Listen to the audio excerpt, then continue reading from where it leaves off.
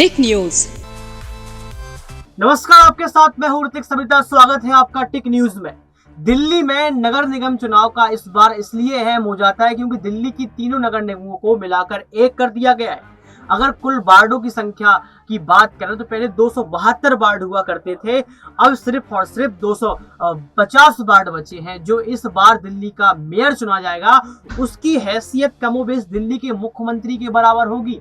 यहाँ पर बीजेपी के लिए बहुत बड़ा फायदा हो सकता है। आप समझ सकते हैं कि इस बार जो है निगमों को एकीकरण क्यों किया गया। आपको याद होगा, मैं एक स्टोरी आपके संग में शेयर करता हूँ कि अभी कुछ महीने पहले, लगभग 5 से 6 महीने पहले दिल्ली में एमसीडी इलेक्शन होने थे और एमसीडी इलेक्शन के लिए जो राज्य चुनाव आयोग होता है वो प्रेस कॉन्फ्रेंस करता है। उस प्रेस कॉन्फ्रेंस में मैं भी शामिल था। तो प्रेस कॉन्फ्रेंस इसलिए थी कि दिल्ली में जो नगर निगम चुनाव होने वाले हैं उनकी तारीखों की घोषणा करनी थी।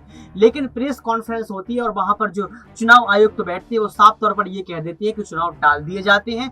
अभी केंद्र का आदेश है कि अभी जो है निगमों का एकीकरण करना है। तो कहीं ना कहीं इतिहास में पहली बार ऐसा हुआ था कि चुनाव सही डेट पर नहीं करवाया गया, चुनाव को टाल दिया गया और चुनाव की तारीखों को बढ़ा दिया गया। तो यहाँ पर विपक्ष ने आरोप लगाया कि बीजेपी डर गई है, बीजेपी डर गई, विपक्ष ने ये आरोप लगाया। लेकिन आप ये समझिए कि चुनाव आयुक्त को कहीं ना कहीं डर था, ये बार बार विपक्ष आरोप लगा रहा था। तो आपको ये समझना होगा कि चुनाव के पहले ही क्यों आपको ये एकीकरण करने का मुद्दा सामने आया, चुनाव की तारीखों की घोषणा होने के पहले ही क्यों एकीकरण की बात की गई। तो आप समझिए यहाँ पर 250 सीटों पर जो है चुनाव होना है और मैंने आपसे बार बार कहा कि उसकी जो हैसियत होगी, जो वहाँ हैसियत होगी मेयर की, वो दिल्ली के मुख्यमंत्री के बराबर होगी। तो आप समझ लीजिए कि जहां एक और अरविंद केजरीवाल दिल्ली के मुख्यमंत्री हैं, तो बीजेपी चाहती कि जो मेयर बन के आए वो अरविंद केजरीवाल को टक्कर दे। ये देखिए कितनी बड़ी यहाँ पर राजनीति खेली गई है। यहाँ पर 2 मुख्यमंत्री आपको देखने के मिलेंगे, एक एमसीडी का मुख्यमंत्री और एक दिल्ली का मुख्यमंत्री। लेकिन दोनों की अगर तुलना की जाए तो बराबरी होगी क्योंकि जमीनी स्तर पर काम तो बीजेपी ही दिल्ली में करती है।